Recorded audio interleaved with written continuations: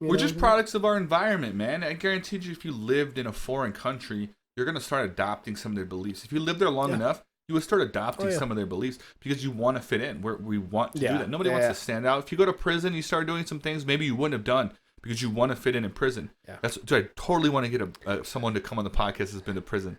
I have some people in mind. But I think that's a cool concept, man. Not that it's cool to go to prison, but it's a cool concept understanding when you take an individual and put them in another place, how does it change them? And then have you heard of the Stanford Prison Project? Are you familiar with that at all? Yeah, I have. There's a movie about it. That's interesting, yeah. And then because I just started school in January, one of our papers that I haven't written yet, which I should, by the way, they make us watch this 30-minute clip of it. And I've already seen the movie, so I'm like, oh, thank God, a paper on something I'm familiar with. Yeah. So it's recently fresh in my brain. But essentially, the Stanford Prison Project, for anyone that's unfamiliar with it, I think it was back in the 90s, maybe even the late 80s. Yeah. They decided to do a controlled study where they hired these Stanford students to play roles. Yeah. And the ad said, we want you for 2 weeks, and we want you to either be an officer or an inmate. Prisoner. And the agreement was when they would come in and audition, the agreement was you sign up for 2 weeks, you get paid as if you're working a job for 2 weeks. Don't remember how much it was. Probably not a lot for back then. Yeah. And it's real. That's your role. You're in the role. You can't leave. That's it. And then you'll randomly get assigned COs and inmates. And I think they did personality studies to see who they thought would be better COs. And essentially, it went fucking crazy, dude. If you ever have some spare time, watch the movie or the documentary on it.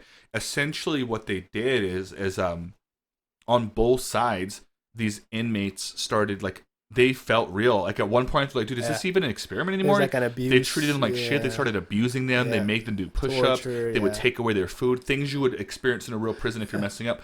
The weird thing is the COs, who are also actors, got way too deep into their characters. One of them, they would call him, he had a name. It was an outlaw name, like Dirty Harry or something. I don't remember what they would call him. But they nickname him this because he would just come up with punishments.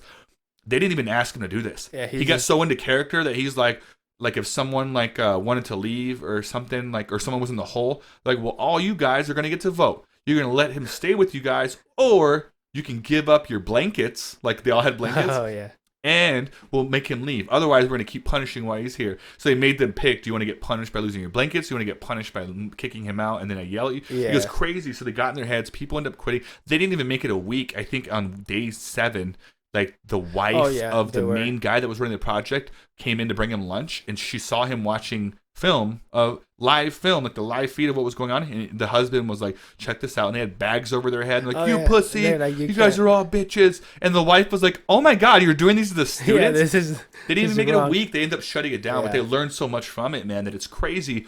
The whole concept, or the main thing that you need to learn is that when you take people, when you don't have a code of ethics, a main thing that we live by, right? Human beings are human beings. We all have the right to a trial. We have the right to life. We have the right to pursuit of happiness. All those things that we have, right? If you don't have any of those things, it's chaos, man. Chaos, and you're a product of your environment. If you put someone in prison that is innocent, maybe, or maybe did a crime, but it wasn't as serious as some of the other criminals, you conform and you start doing the things to the people that are around you, and you act differently, and you're a product of that environment. You can't be the person you were out here. So when people get out of prison, and they people always you're changed, man. Of course they've changed. They've been through some stuff. I almost directly relate symbolically someone that got out of prison and someone who just came back from the military. It's very similar. Yeah. They both talk about how they're away from everyone. They miss their families. I was treated differently. I don't feel safe. It's very similar. Yeah, it's it's weird. Yeah, it's I think that's crazy. Yeah, and support the troops, man. We love our troops and our people that are in the troops or have been in the troops. Frank Casey's one of them. And I also have a cousin that's in the Air Force as well. So, I've always wondered, going back to the prison topic. I'm going to refill my water while you do that. Yeah, go for it. I've always wondered how many of the things that we see about prison are true, right? Because a lot of people seem to think that prison is a movie, and there's these factions. and people are against each other, and you gotta form a clique, and you gotta be part of this clique, and then once you join that clique, then you're there for the rest of your life. Like, how much of that really is true?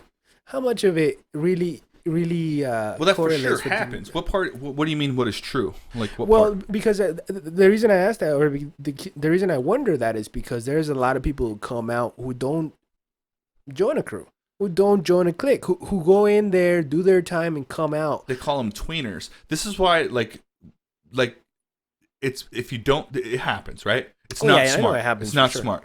Because you're very vulnerable. If you are someone respectful, or you're in lockdown, and again, I hate talking about this because I've never been to prison. Yeah. You get a little bit more respect. So you're right, but statistically, percentage-wise, almost everyone joined some sort of clique. Everyone that I know that was in prison, joined a clique.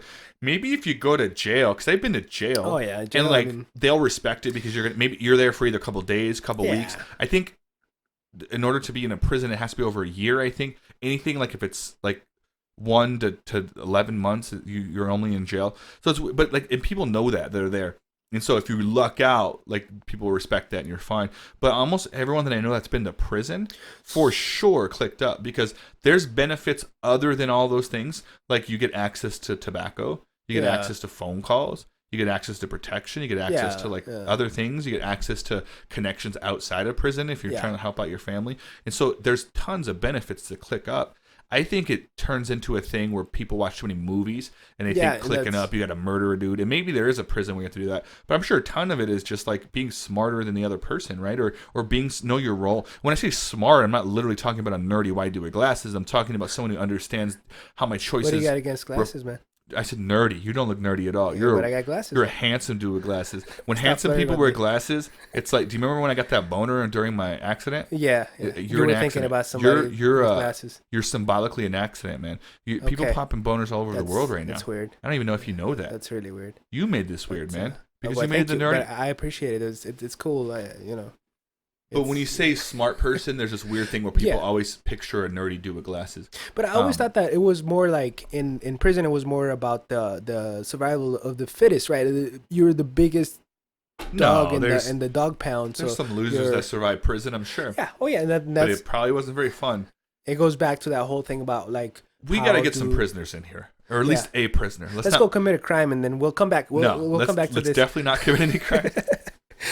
But let's. I think that would be a great insight to get someone that's been to prison and can talk on it, because I can see why. Like when people that I know talk about clicking up, like it makes 100% sense to me. Oh yeah. But I always wonder if it's more about like clicking up about like a race thing, or like a power thing, or like what's usually both. Protection. From what I know from the people that I heard from. If, for instance, this one person I know was told, who's a white person, was told you have the option, because you're white, you can click up with the white people, the Aryan Brotherhood, or there's also a group of like Las Cruces people. Yeah, and so like that's the only you either click up with your Las Cruces friends or the white people, but you can only pick one. Yeah, and naturally, if you're like have friends that are not white, you want to click up with your Las Cruces people because maybe you know some of them.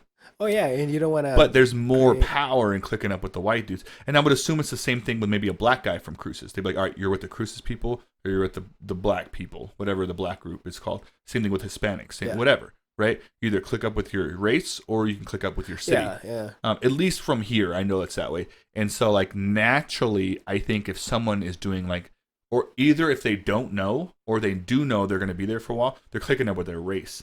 But if they know they're not going to be there too long, or there's a chance to get out, they click up with their city. Because these are like, I'm going to go back to that city when I get out, and I need these connections. I'm going to be there with all these people, So I think that's how it works, but we should for sure get some prisoners in here, man. Yeah, just a question I had, or just something I always wonder about.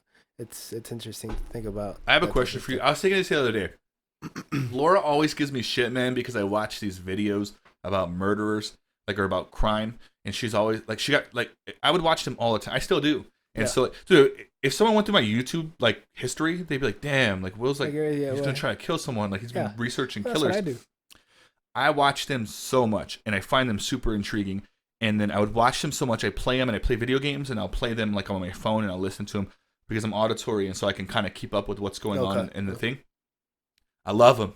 Like I love them. Yeah, it's I don't like murder, but like I like hearing people's stories. Like the Aaron Hernandez one that came out on Netflix. That was a trip. I haven't seen it, but I'm gonna see it. Oh, the Menendez brothers, I saw that one. I like the confession tapes of the dude Ted Bundy. Yeah, all of them. All the BTK killer. Like I follow all of them. Yeah. Even Zodiac, the movie and the documentary. Yeah, the Zodiac is very interesting. They never caught that guy, dude. Yeah, they think he died. It's supposed to be Ted Cruz, right, or his dad.